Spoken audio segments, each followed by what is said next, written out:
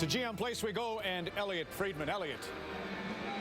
Ron, last summer, the Aquilini brothers, owners of the Vancouver Canucks, committed almost $2.5 million to renovating the team's dressing room. But to the front office and the coaches, it wasn't only about refurbishing, it was making sure that certain things are done a certain way. Remember coming back into the Vancouver room and it was a square. Yeah. You guys have changed it. It's oval now. Why the difference? Well, I think there's a couple of reasons for sure, Elliotte. You know, we had a chance to do anything we wanted. And you know, in the old days, like I go way back to the Montreal Forum days, and that was a small, intimate room. Players and people couldn't believe how small that room was. And, you know, you look at new arenas came with huge dressing rooms. Now you feel the one thing that I think misses with a big dressing room is that intimacy. You know, you can't look way over there to see someone's eyes. You know, what are you thinking? What are you feeling? Where's your passion? So round dressing room, smaller space, more intimate, and you know, we think it's the right thing. And now we're standing right here in front of Roberto Luongo's locker, and the logo is facing right at him. I understand that's not anything that happened by accident. That's on purpose. Yeah, Louis wanted that, so you know, it's great. I mean, when you get a chance to look at your number one player where he wants to sit, and you can build around it. Certainly defense are on this side and forwards surround Louis and Razor, and that's what he wanted, that's what he gets. The Canucks installed an instruction program called XO at the front of their room. Anything Walter or the other coaches draws with their finger on the small screen shows up on the big one.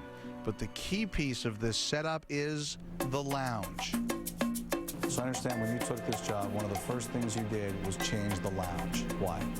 Knowing the pressure that's on them in a city like Vancouver and understanding the demands on their time, we designed this so every player has to come through here before they get to their car. And they come through here and they eventually stop and do some computer stuff, and we always have food here for them. They'll eat, and we just tried to recreate that element of camaraderie in this space. A lot of guys just wake up, get out of the wrapper, and come right to the rink and shower and eat breakfast here. So, you know, very accommodating that way. And after practice, we'll hang out for, you know, half hour to 2 hours in the lounge there, talking on the computer, watching TV, there's a football game on or something like that. We have every game, you know, on the computer so that our players can go back, they can fast forward, they can look at every shift.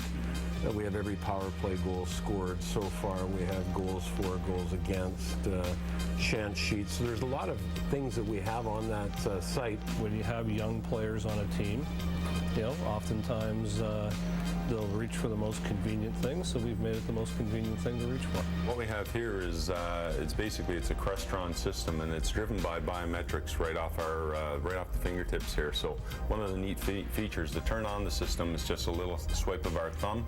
That can get everything going here. If we want to dim everything in here, dim all the lights down, you can just use your pointing finger. And at the end of the day, when we're ready to go home, just take your middle finger and give it a little swipe, and it'll just shut down the whole system. Everything's great. It's tough to pick something. I really like how they put the jerseys in the hallway there. That's to see the history like that. It's pretty cool. That's one of several smaller but important details. For example, 2 entrances instead of 1 into the dressing room for Pat O'Neill and his equipment staff, sunken tubs instead of above-ground tin ones with more room for injured players' therapy, and a new video room as Vigneault and his staff has moved away. Coaches would, I don't want to say yell or swear, but we'd be talking about certain players, and the players would be walking in the hallway. So we just thought it'd be a better idea. We could do all the bad language that we wanted on this side. It's no coincidence that the renovations are completed before the Olympic Games. This will be Canada's home dressing room for the event, and the Canucks certainly want word to get around about what's been done. I think the reality is you're in a salary cap world for general managers and teams, and walk into an environment like this where it's beautiful, it's you know, makes a player comfortable. That might change whether they sign with Team A or Team B. I don't really care. Every locker room in NHL it's a pretty good standard. In the NHL, it's so competitive now. It's so competitive to get players to come to your team that you have to make sure that you're covering all bases, and having a first-class facility is definitely one of those things that you have to do.